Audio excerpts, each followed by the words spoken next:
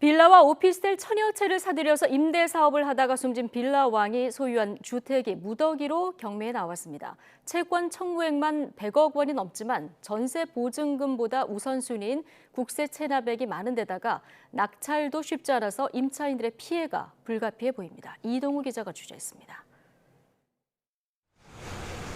빌라와 오피스텔 등 1,139채를 사들여 임대 사업을 하다 전세 보증금을 돌려주지 않고 사망한 속칭 빌라왕 김모 씨.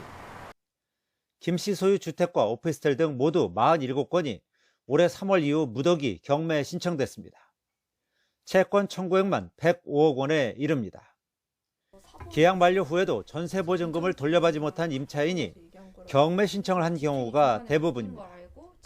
금융기관의 대출 등 선순위 채권이 거의 없는 대신 상당수는 종합부동산세 등 국세 체납으로 세무서 압류가 걸려 있었습니다.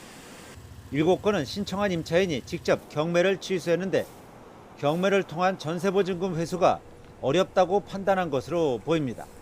주택 가격이 떨어지면서 세입자의 보증금보다 경매 감정 가격이 낮거나 비슷한 수준일 것으로 예상이 되고요. 더군다나 체납된 세금이 많다 보니까 세입자의 보증금 회수 여부는 더욱 불투명한 상황입니다. 실제로 유일하게 입찰에 들어간 경기도 광주시 한 다세대 주택은 지난 6월 경매 신청이 이뤄진 뒤 2번이나 유찰됐습니다.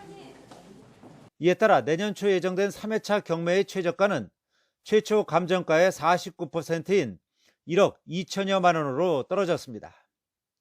임차인의 보증금보다 6천여만 원 낮은 금액입니다.